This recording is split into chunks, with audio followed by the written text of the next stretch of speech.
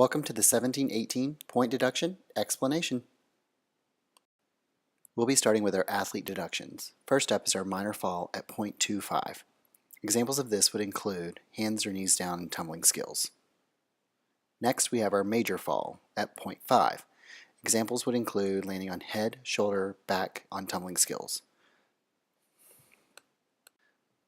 Now we'll be moving into our building deductions, starting with our stunt pyramid bobble. This is worth 0.5. Examples would include, but are not limited to, stunts, tosses, and pyramids that almost drop or fall, but are saved, including excessive movement at the bases. Stunts that come down but do not meet any of the minor or major falls coming up will fall into this category more than likely. This includes dropping of an extended stunt to prep level, bases traveling to keep the stunt extended, but this would not include a stunt where only the top drops a body position or small balance checks. These deductions do not max out. Every time one happens, a team could potentially receive an additional bobble. Next we have stunt pyramid minor falls, worth 2 points. Examples would include, but are not limited to, drops from individual stunts to load-in, cradle, prone, flatback, or if the top becomes weight-bearing on a back spot. This also would include if a base or spot lands on the ground during a dismount or transition. This would include stunts that meet this definition, but are still able to continue building following the disruption. This deduction is per stunt group per occurrence. Now we have our stunt pyramid major fall. Examples would include drops from an individual stunt to a compromising position, which is the top landing in a position not mentioned above, or to the ground, or multiple bases or base and spotter landing on the ground. Once again, deductions are given per stunt group per occurrence with no max. Finally, we have our pyramid collapse. For our school and rec teams, this is when 2 or more connected stunts fall. If multiple pyramids are built at the same time but not connected, each pyramid would be treated separately.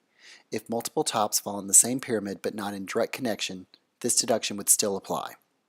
For our college teams, if 2 or more top persons and or a middle layer are falling, or the top is lifted off the performing surface due to a middle layer falling, this deduction would be used. If multiple pyramids are built at the same time, each pyramid would be treated separately. If multiple tops fall in the same pyramid but are not in direct connection, this deduction would still apply.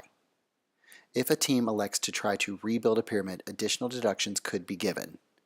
However, this deduction can be used when the total number of deductions for a single pyramid would equal or exceed 4.0. Next we have out of bounds at 0.5. This is one entire hand, foot, or body part completely outside of the performing surface. We also have unsportsmanlike behavior.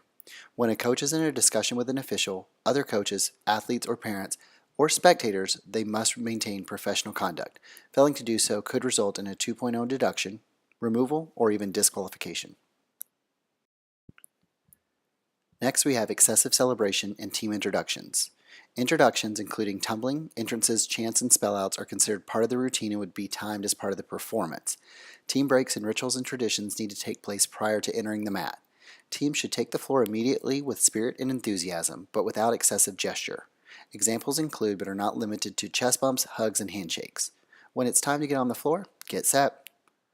Also, teams would refrain from any type of excessive celebration following the team's performance. Examples include, but are not limited to, team huddles, alternates or coaches entering the competition floor, falling to the ground following the performance. Your safety is most important. Time limit deductions. Timing will begin with the first movement, voice, or note of music, whichever comes first. 3 points will be deducted for teams 1 to 5 seconds over the allotted time slot, 5 points for 6 to 10 seconds, and 7 points for anyone 11 seconds or more over. Judges will not call the deduction until a stopwatch shows a time of 3 seconds over the allotted time. Multiple deductions can be given. An example would be a high school team timed at 3 minutes with a music portion of 1 minute and 40 seconds. The overall time would receive a 7-point deduction, while the music would receive 5 points in deductions. This would give that team a 12-point deduction. This year, safety violations are broken into 2 categories. If a team was to perform a legal skill but in an illegal manner, it would fall under our general safety violations, worth 2 points. This would include a brace flip where one of the bracers happens to fall during the flip, but the flip still happens, or incorrect spotter grips on single base style stunts. There's also another violation called the specific safety violation, worth 5 points. It's when a skill is not performed in a legal manner. Examples would include brace flip pyramid with only 10 people, or release transitions landing inverted, pancakes from extended positions, single base stunts without a spotter, or double twisting, tosses, or release dismounts. This concludes the UCA point deduction breakdown for all divisions. We look forward to seeing you and your team at a UCA competition. If you have any questions, please send them to ucascoring@varsity.com.